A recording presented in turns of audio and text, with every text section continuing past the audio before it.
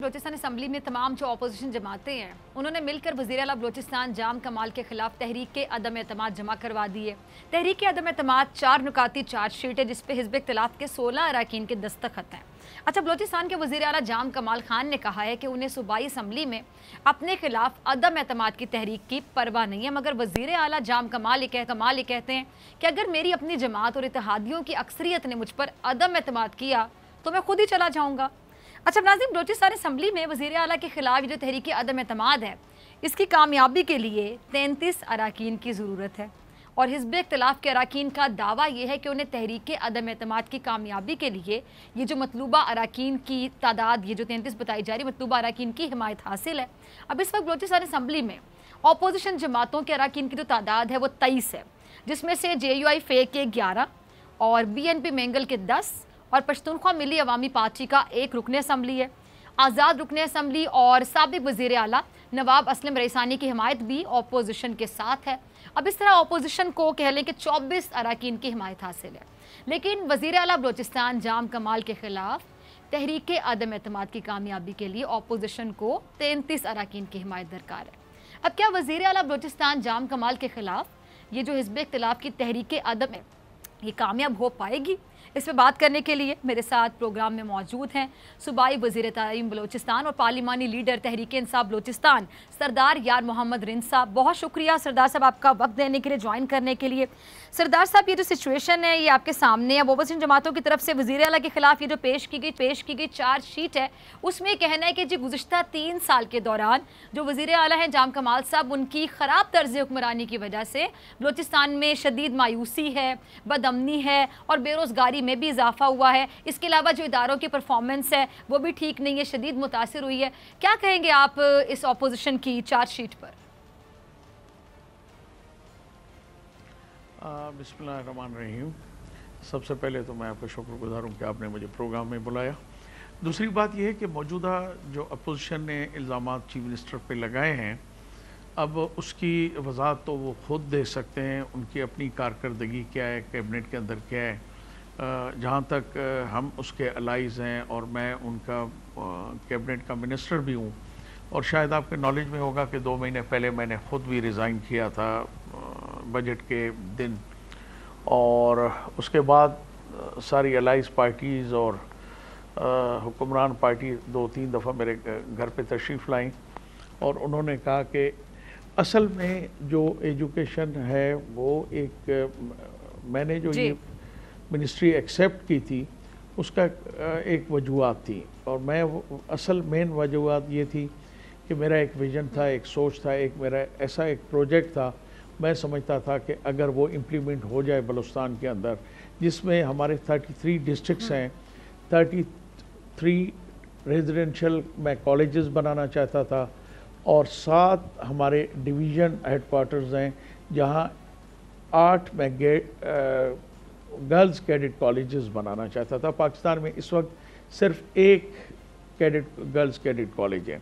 तो मैं समझता था कि अगले 10 साल के अंदर बलूचिस्तान में एक तालीमी इनकलाब आ जाएगा, मगर बदकिस्मती है वो भी बजट के अंदर एक दिन तक तो मैं मुतमिन था। मेरा चीफ मिनिस्टर साहब से बातचीत भी हुई और जो हमने प्रोसेस होता है एक बजट का मुख्तलिफ़ डिपार्टमेंट्स के साथ डिस्कशंस और सारा, और मुझे यकीन था कि वेरी नेक्स्ट डे मेरा बजट इंशाल्लाह बजट में पेश किया जाएगा और उसके अप्रूवल के लिए मैं कोशिश करके उसको असम्बली से अप्रूव कराऊंगा, मगर मौजूदा सूबाई हुकूमत ने उसको ड्रॉप कर दिया और आपने शायद देखा होगा, मीडिया उसका गवाह है कि वेरी नेक्स्ट डे मैंने अपनी मिनिस्ट्री से रिज़ाइन कर दिया।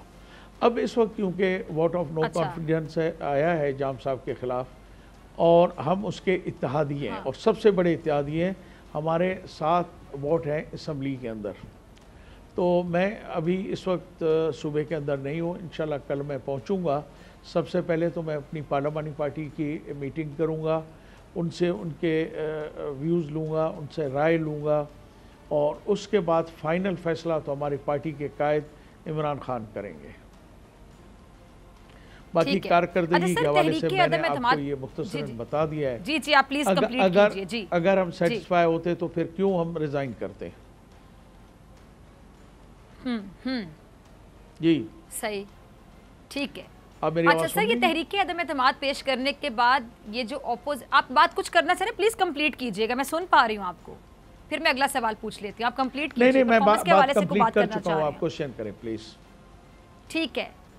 اچھا، یہ تحریک عدم اعتماد پیش کرنے کے بعد یہ جو اپوزیشن کے رکن نصیر شاہوانی وہ یہ کہہ رہے ہیں کہ جی نہ صرف عوام بلکہ حکومت سے خود حکومتی اراکین بھی ناراض ہیں، روٹھے ہوئے ہیں، اور وزیر اعلیٰ بلوچستان کی جو پرفارمنس ہے اس سے بہت نالاں ہیں، ناراض ہیں، مطمئن بالکل نہیں ہیں. کیا یہ بات درست ہے کہ حکومتی اراکین بھی وزیر اعلیٰ سے ناراض ہیں، یا یہ صرف افواہیں سمجھی جائیں، رومرز ہیں، صرف اپنی بات میں وزن پیدا کرنے کے لیے ایسی باتیں اڑائی جا رہی ہیں؟ دیکھیں جی، اس وقت تو میں آپ کو کچھ نہیں کہہ سکتا کیونکہ میں کوئٹہ سے باہر بیٹھا ہوا ہوں. البتہ جو مجھے سننے میں آ رہا ہے کہ خود ان کی اپنی پارٹی کے اندر بھی بہت سارے ان کے اپنے کچن ایون جو ہم سن رہے ہیں، ہو سکتے ہیں یہ اللہ کرے کہ افواہیں ہوں اور سچ نہ ہو، کہ ان کے کچن کیبنٹ کے جو لوگ ہیں وہ بھی اپوزیشن کے ساتھ اس وقت بیٹھے ہوئے ہیں. البتہ ایک چیز جو پہلی دفعہ سیریس یہ موو ہوئی ہے، اس میں 18 لوگوں نے عہد و پیمان کیے ہیں، اور اب ایز اے مسلمان میں یہ بات تو نہیں کہہ سکتا، بڑی بری ہوگی کہ انہوں نے کوئی حلفیہ بیان بھی حلف بھی لیا ہے کہ ہم نے جام صاحب کے خلاف متحد رہنا ہے. صحیح. اچھا، یہ جو بلوچستان عوامی پارٹی اور تحریک جی بلوچستان عوامی پارٹی سردار صاحب اور تحریک انصاف کے جو اندرونی اختلافات ہیں ان کی وجہ سے بھی بلوچستان حکومت مشکلات کا شکار رہی ہے. یہ جو اندرونی اختلافات ہیں اس کی کیا وجہ ہے؟ دیکھیں، میں نے ابھی تھوڑی دیر پہلے آپ کو بتایا کہ بہت ساری چیزیں ہیں، اس میں کوئی شک نہیں کہ ہمیں بہت سارے پرابلمز تھے، ہمیں اگنور کیا جا رہا تھا، سارا کچھ ہے، مگر اس کے باوجود کیونکہ ہم ان کے اتحادی ہیں تو اس وقت ہم یہ شکایت یا جو جس چیزوں سے ہم 3 سال سے گزر رہے ہیں اس کو ہم اس وقت ڈسکس نہیں کر سکتے. البتہ بہت سارے تحفظات ہمیں بھی تھے اور ہم نے وہ تحفظات جام صاحب تک بھی پہنچائے اور پرائم منسٹر پاکستان تک بھی پہنچائے. وہ اپنی جگہ ہے، مگر کیونکہ وہ ہماری مرکز میں بھی اتحادی ہے اور ہم صوبے میں بھی اس کے اتحادی ہیں، تو ہم اس وقت یہ شکایتیں اور گلے نہیں کریں گے. انشاءاللہ اس مرحلے کے بعد اب پھر اچھا، آپ نے بڑی کھل کے بات کر دی. فیر انف، آپ نے کہا اتحادی ہیں مرکز میں بھی، یہاں پہ بھی، تو جی ہم شکایتیں اور گلے نہیں کریں گے. یعنی ہم یہ مان لیں، میں یہ آپ کی گفتگو سے آپ کے سامنے بات کر رہی ہوں، کنکلوڈ کر سکتی ہوں کہ چونکہ اتحادی ہیں اس لیے گلے شکوے تو ہیں، مسائل بھی ہیں، اختلافات بھی ہیں، لیکن چونکہ اتحادی ہیں تو بس ٹھیک ہے، ابھی ہم خاموش ہی رہیں گے، یہ کہنا چاہ رہے ہیں آپ؟ اور دوسری بات، جو ماضی میں شکایات تھیں وزیر اعلیٰ صاحب سے، کیا اب وہ دور ہو چکی ہیں؟ اس کا جواب دے دیں پھر.